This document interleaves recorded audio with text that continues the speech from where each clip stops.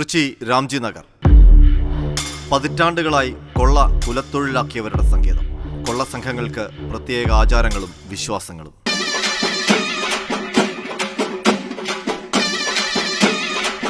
തിരുട്ടുഗ്രാമത്തിന്റെ ഉൾഭാഗത്തായാണ് ക്ഷേത്രം. ചതുപ്പിന് നടുവിലൂടെയുള്ള മൺഭാഗം. ഇവിടേക്ക് ഈ ഒരു വഴി മാത്രമേ ഉള്ളൂ. തിരുട്ടു സംഘങ്ങൾ ഓരോ കൊള്ളയ്ക്കായി പുറപ്പെടും മുമ്പ് ഈ ഗ്രാമക്ഷേത്രത്തിൽ വന്ന് പ്രാർത്ഥിച്ച് അനുമതി തേടും.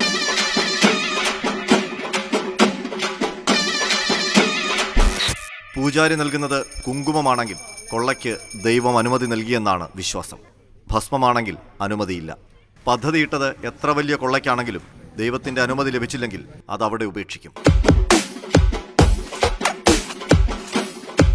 ഇതൊരു വിജനമായ അല്ലെങ്കിൽ അധികം വീടുകളൊന്നും ഇല്ലാത്തൊരു സ്ഥലത്താണ്. ഒരു പാറയുടെ സൈഡിലാണ് ഈ അമ്പലം ഇരിക്കുന്നത്. അപ്പോൾ ഇവിടെ വന്ന് അനുമതി, പിന്നെ ഇവിടുന്ന് ഓരോ ഇതിന് പോകുമ്പോഴും ശകുനങ്ങളൊക്കെ നോക്കാം. അങ്ങനെയും കൂടെ നല്ല സ്ത്രീ വേണം. അത് അതായത് വിത്തൗട്ട് ഹസ്ബൻഡ് ലേഡീസ് നോ.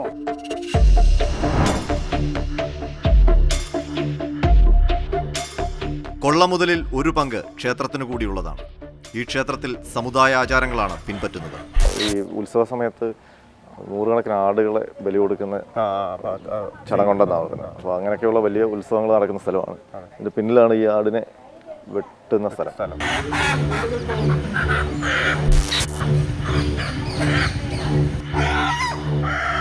ആദ്യമായിട്ടായിരിക്കും കേരളത്തിൽ നിന്നുള്ള ഒരു മാധ്യമപ്രവർത്തകർ വരുന്നതിലെ. ഉറപ്പായിട്ടും. കാരണം കേരളത്തിൽ നിന്ന് ഇതുവരെ ആരും ഇങ്ങനൊരു ഗ്രാമത്തിൽ തന്നെ ആരും വന്നിട്ടില്ല, മാധ്യമപ്രവർത്തകർ ആരും വന്നിട്ടില്ല. ഇവിടെ നിന്നാണ് ഈ ക്ഷേത്രത്തിൽ നിന്നാണ്, ഈ ക്ഷേത്രനടയിൽ നിന്നാണ് ഈ മോഷണം നടത്താൻ പോകണോ വേണ്ടോ എന്നൊക്കെയുള്ള ഉത്തരവ് അവർ തരുന്നത്. നമുക്കിവിടെ ഉച്ചത്തിൽ പറയാൻ പറ്റത്തില്ല.